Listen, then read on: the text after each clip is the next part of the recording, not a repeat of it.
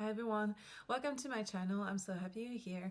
My name is Marianne and on this channel I talk about geopolitics. And today I want to react to the US's new security strategy released in November 2025 by Donald Trump's administration. And especially I want to talk about the strategy included in the NSS about Europe and the European Union. This document differs massively from previous administrations and has a very imperialist undertone, not only by pretending to or aiming to decide what Europe's future should be, but also by referring to the Monroe Doctrine, which is the basis of the American imperialism in South America for 2 centuries.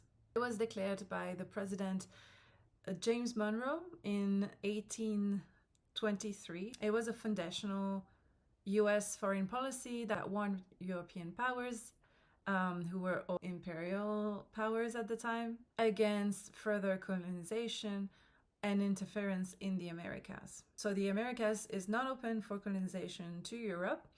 Non-interference, Europeans are not to intervene in the political affairs of independent nations in the America.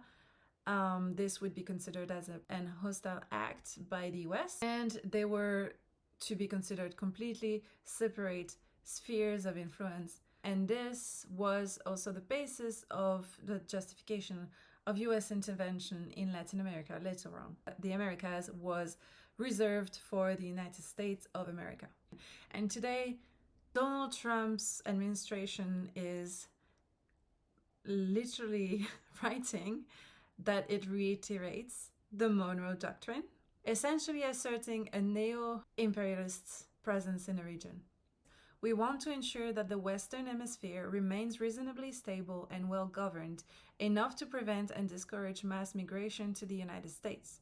We want a hemisphere whose governments cooperate with us against narco-terrorists, cartels, and other transnational criminal organizations. We want a hemisphere that remains free of hostile foreign incursion or ownership of key assets, and that supports critical supply chains. And we want to ensure our continued access to key strategic locations. In other words, we will assert and enforce a Trump corollary to the Monroe Doctrine. So again, referring to the Monroe Doctrine is a bit wild to me. This is largely viewed as a very imperialistic policy, and dare I say, from another time. But this is clearly in line with the general tendency to return to empires, I suppose, with Russia trying to annex Ukraine. The United States has made various wild claims over Greenland or even Canada. And now what the document says about Europe especially, we want to support our allies in preserving the freedom and security of Europe while restoring Europe's civilization, self-confidence, and Western identity. And we can scroll down to the C part, promoting European greatness. Let's read it. American officials have become used to thinking about European problems in terms of insufficient military spending and economic stagnation. There is truth to this, but Europe's real problems are even deeper. Continental Europe has been losing share of global GDP, down from 27% in 1990 to 14% today, partly owing to national and transnational regulations that undermine creativity and industriousness. So there is some truth to this. Europe's industrial power has reduced, and it is true that the share of GDP has also reduced. This reflects, let's keep in mind that a lot of countries around the world have seen their economy develop. Europe remains a very large market, so very attractive to many companies. But let's continue. But this economic decline is eclipsed by the real and more stark prospect of civilizational erasure. prospect of civilizational erasure. Yeah. Okay, let's continue. The larger issues facing Europe include activities of the European Union and other transnational bodies that undermine political liberty and sovereignty, migration policies and transforming the continent and creating strife, censorship of free speech, and suppression of political opposition, catering birth rates, and loss of national identities and self-confidence. Okay, civilizational erasure. What is this? I don't even know. So the idea of the European Union and international transnational bodies that constitute sort of the after Second World War system was a way to force our countries to respect certain values and certain laws and certain rules that we didn't trust ourselves to respect by ourselves. In addition to that, the European Union became a motor for economic growth. And let's face it, if today the European Union didn't exist, the US would be a lot more able to go to each country and dictate what the country should do by economic pressure and political pressure, because each one of the European countries would be much less powerful facing the US, right? Because of smaller markets, smaller economies, smaller armies. There is strength in this union. And migration policies, okay, this is like the far right big political line. There are migration issues, that is true. There are initiatives to resolve them. Would there be migration issues without the EU? Probably. There are migration issues in the US. The fact is, there are many countries today on Earth that are unstable, face violence and destruction. Even now, climate change might be a reason for migration as well. So there is a lot of migration. That's a human process. Censorship of the free speech. Well, this is just rubbish. I'm sorry. The laws haven't changed. You can still express yourself to the limit of decency and not pushing for hatred and violence, which is in a society fair, because we don't want to live in this anarchical society where everyone is free to kill each other or say whatever. Okay, let's continue reading. Should present trends continue, the continent will be unrecognizable in 20 years or less. As such, it is far from obvious whether certain European countries will have economies and militaries strong enough to remain reliable allies. What is a reliable ally? A reliable ally is someone you can trust, right? Trust to come to your defense when you need it. That's the reliable part of it. Today, the US is constantly saying that they won't act, so not really reliable. For a long time in Europe, there was peace, so a lot of countries have forgotten the existential threat of, a country invading another.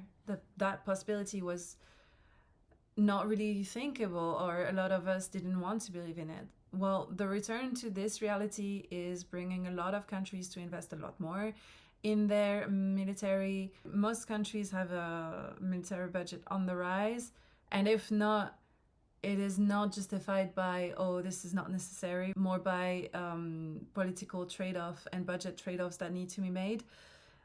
The EU and political leaderships in many countries are taking steps to protect their economies as well. Okay, let's continue.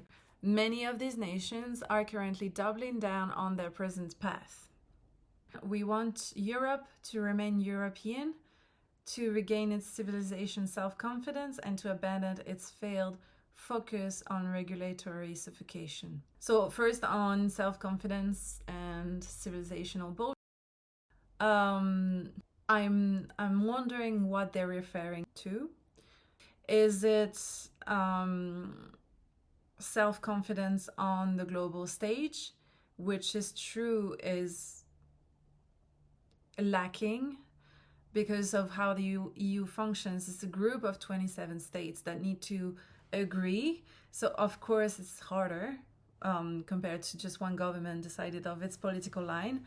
But at the same time, is it necessarily weaker? It takes more time. But once one decision is taken, people go for it, right? The second part of the regulatory suffocation, I'm afraid of what this means. Because it's true that there are so many regulations, one could say that it needs to be a bit so deregulated, and even the EU agrees with that. The problem is in this, the intent behind this placed in this document feels more of a push for economic exploitation rather than a concern about how the EU, how Europeans function with all these regulations. Okay, let's continue. This lack of self-confidence is most evident in Europe's relationship with Russia.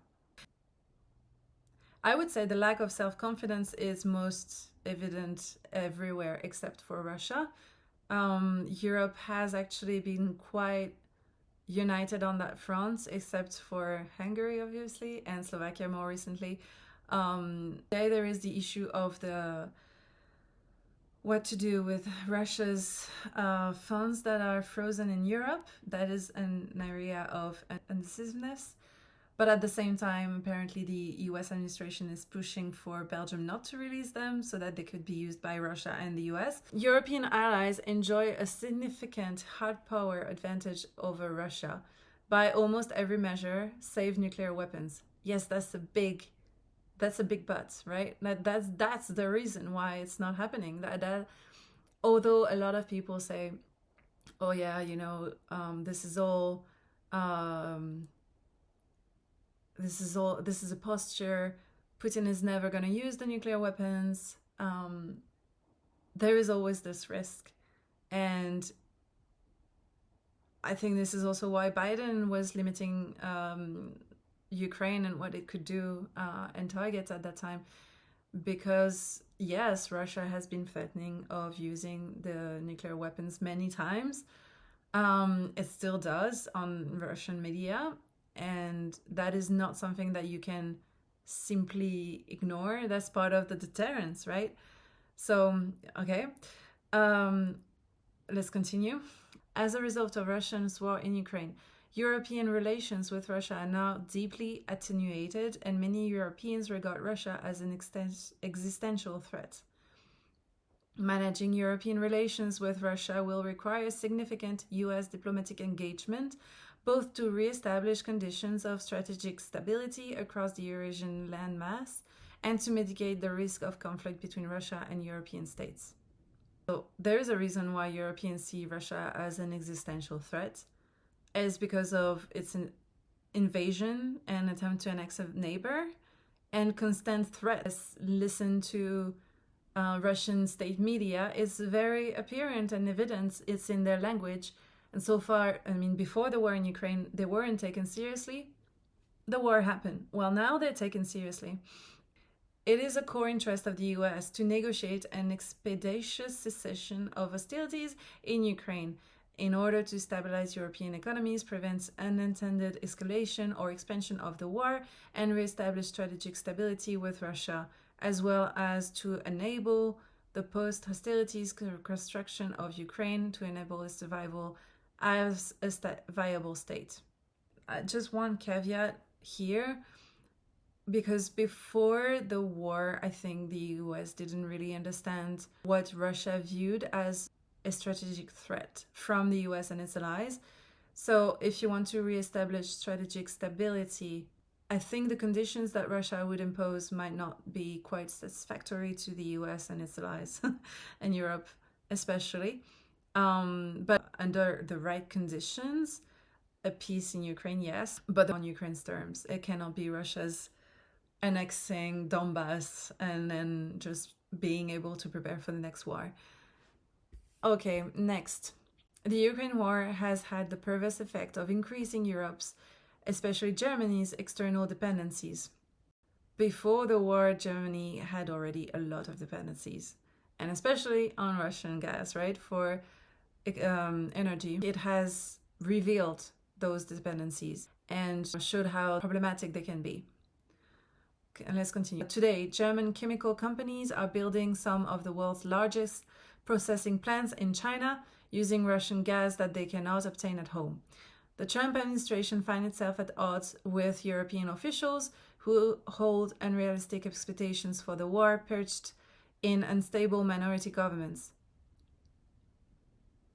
many of which tremble on basic principles of democracy to suppress opposition. This is so rich coming from the Trump administration. One quick comment about German's chemical companies. There is a reason why a lot of the chemicals are made either in China or India. European regulations would make it very expensive for those chemicals to be produced in Europe because of environmental protection laws. This is externalizing pollution, basically, and it should be changed, that's for sure. And it creates dependency, that is another aspect of it. Suppressing opposition. I believe the US ought to take a good look at itself first. According to Freedom House, a widely recognized and frequently cited by policymakers, academics, journalists, and activists, the US ranks lower in political rights and civil liberties than most of EU nations. Only above Hungary, no surprises here, Bulgaria, Poland, Romania, and Croatia, which are much younger democracies. This index evaluates countries on a two-tiered system that assigns numerical scores for political rights and civil liberties based on a set of standardized indicators and questions. This includes electoral processes, political pluralism and participation, functioning of the government, freedom of expression and belief, associational and organizational rights, respect of the rule of law, and personal autonomy and individual rights. And yet, Trump wants Europe to emulate the Hungarian system. I don't see how this can be attractive from a European perspective. A large European majority wants peace, yet that desire is not translated into policy. Yes, because we don't want peace at any price. In large measure because of those governments' subversion of democratic processes. This is strategically important to the United States precisely because European states cannot reform themselves if they are trapped in political crisis. Considering the support for Ukraine within the European population, they're following the will of the people. Let's continue. Yet, Europe remains strategically and culturally vital to the United States. Transatlantic trade remains one of the pillars of the global economy and of American prosperity. Transatlantic trade remains one of the pillars of the global economy and of American prosperity. Transatlantic European sectors, from manufacturing to technology to energy, remain among the world's most robust. Europe is home to cutting edge scientific research and world leading cultural institutions. Not only can we not afford to write Europe off, doing so would be self defeating for what this strategy aims to achieve. This is why what came before is so wild. Because, yes, Europe needs the US in a way, but the US also needs Europe. And so, why are you antagonizing the entire continent like you are? Europe is a big market for US companies. It amounted to 355 billion US dollars in 2024. Europe also brings strong soft power, regional expertise, and diplomatic flexibility that complements US hard power around the world. The European allies have operational experience and support as they have played crucial roles in Iraq, Afghanistan, Libya, and counterterrorism efforts in Africa. Plus, European forces are closer to key instability zones in the Middle East, North Africa, Central Asia, making joint operations more efficient and responsive. So it helps through burden sharing. And in the context of its rivalry against China, the US would benefit more from making sure that that Europe stays engaged and helpful, especially on the global stage, to support and legitimize American interests and to gain multilateral credibility. Okay, let's continue. American diplomacy should continue to stand up for genuine democracy, freedom of expression, and an apologetic celebration of European nations' individual character and history. Coming back to the imperial mindset of this document, this sounds almost like justification for a very bad decision in Europe. Please, please isolate yourself. Be a sovereign nation on your own, and then we can take advantage of you. Europe has proven so far that you can be patriotic, you can have your own history and character, but you can also do it together. And we can see this with the example of Brexit. The UK's exit from the EU has reduced its direct influence by excluding it from EU decision making, limiting its leverage in areas where the EU acts collectively, and weakening access to established information sharing mechanisms. In response, the UK is pursuing the Global Britain strategy that relies more heavily on multilateral institutions, flexible coalitions, and bilateral diplomacy to project influence outside of the EU framework, but relying on multilateral forums and those sort of flexible coalition and bilateral diplomacy is generally a weaker means of global influence than through the EU membership for several structural reasons. First, the scale and leverage are reduced. The UK must negotiate and influence as a single state, which significantly weakens its bargaining power in areas such as trade, sanctions, and regulatory standards. Second, its agenda setting power is diminished. The UK mostly reacts within existing institutions, UN, NATO, G7, or participates in coalitions it does not control, limiting its ability to shape rules, norms, and long term strategies. And third, ad hoc coalitions and bilateral ties are slower, more fragmented, and depend heavily on goodwill. A lot of Europeans today know more about their fellow Europeans than before. We celebrate the culture of each other by learning them, by going in exchange. I mean, the Erasmus, for example, for university students, you can go for 6 months in another country. There are so many opportunities today to just know each other and learn from each other, but we still retain our specificities, our language, everything, right? Our goal should be to help Europe correct its current trajectory. So now you want to decide Europe's future. Great, thank you. We will need a strong Europe to help us successfully compete and work in concert with us to prevent any adversary from dominating Europe. The adversary for the US, I think, in this sentence is probably China. In Europe, the most urgent threat right now is Russia and probably the US, actually. I'm not saying that our dependency towards China is necessarily a good thing, but it feels less urgent to our own sovereignty. And this document, which is pretending to care about sovereignty, is actually trying to undermine it by deciding who should rule Europe.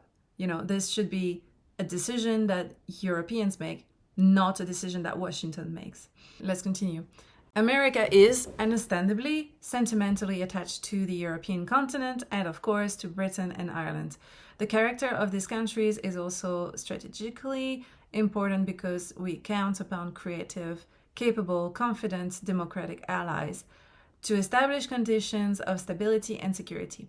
We want to work with aligned countries that want to restore their former greatness. Which former greatness are we talking about? This has been going through the 2 pages now that I've read. I fear that the greatness that they're talking about is Imperial Europe. This was maybe great in terms of power over the world, but it was not great for people. And the goal of a democracy is to serve its people. Power to the people, right? Okay, let's continue. Over the long term, it is more than plausible that within a few decades at the latest, certain NATO members will become majority non-European.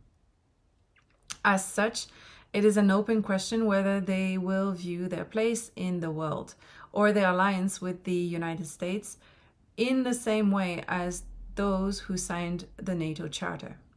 I'm always amazed by how obsessed Americans are with ethnicities. I'm not even understanding what this non-European, because again, it sounds very, very silly. What of Turkey then?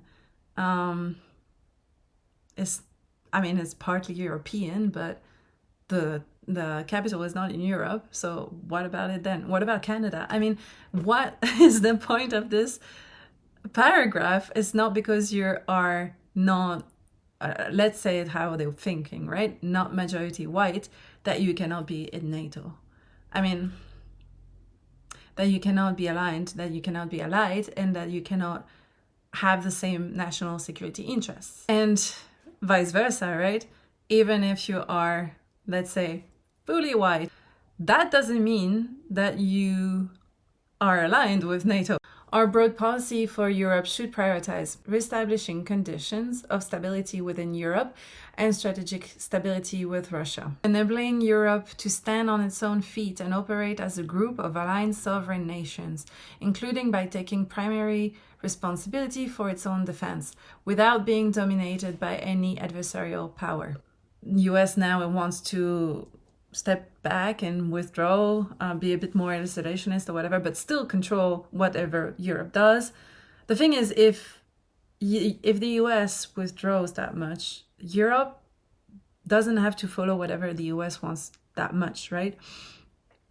If the US decides that, okay, the EU or Europe will have to stand alone against Russia, well then, why should we even consider whatever you're going to say or what your interests are? So it's a double-edged sword, right? Cultivating resistance to Europe's current trajectory within European nations. So the Monroe Doctrine is now including Europe, I suppose, and not limited to the Americas. Cool. Opening European markets to US goods and services and ensuring fair treatment of US workers and businesses. Building up the healthy nations of Central, Eastern, and Southern Europe through commercial ties, weapon sales, political cooperation, and cultural and educational exchanges. Political collaboration, again, this is, what do you mean by that? Do you mean supporting far-right political parties, which in that case is extremely problematic? If it's just, let's exchange about regulations and how to improve the rights of customer in that field, why not, right? Ending the perception and preventing the reality of NATO as a perpetually expanding alliance. The reality is a lot of countries feel that they need and want a defense alliance because on their own they are weak. Yes, on their own, I don't know, Lithuania against Russia, it would be really hard. If it doesn't happen at NATO, they might find another forum to do it. Encouraging Europe to take action to combat mercantilist overcapacity, technological theft, cyber espionage, and other hostile economic practices. Okay, so this I'm reading as encouraging Europe to take action against China's economic policy and behavior, which I would say that it's not necessarily something that Europe on its own would not do, because it is creating a lot of economic issues here as well. That was the end of this insane text. So what are the conclusions? First, it's inherently imperialistic to a degree that it borderline treats European states as subservient. It feels like they want to include Europe in the Monroe Doctrine, which is wild, because this policy should not even exist anymore. The second point is the place of Russia, which is seen more as, okay, Europe, stop being nasty and stop antagonizing Russia and make peace with it. which is the opposite of what Europeans feel, right? We feel that Russia is the aggressor, obviously, and that is, if we want peace, Russia needs to be the one wanting peace. Because again, the Ukraine war can stop by Russia just stopping its attack. Obviously, it is because of Putin's or Russia's influence on Trump. And the last part is this cultural fight, which feels really like an American discourse or an American idea projected onto Europe. Maybe them supporting far-right parties in Europe would lead to their desired result. I don't see any policy in this document that is credible to achieve a European greatness, and I'm really questioning what they consider European greatness. This document really explains the policy of the Trump administration so far. All I can say is that I hope European countries find the strength to resist those political pressures and attacks, and keep our system working for the greater European good and not for American interests. I think, again, alone, each European country would be much weaker. Okay, I'm gonna end it here. Thank you for watching.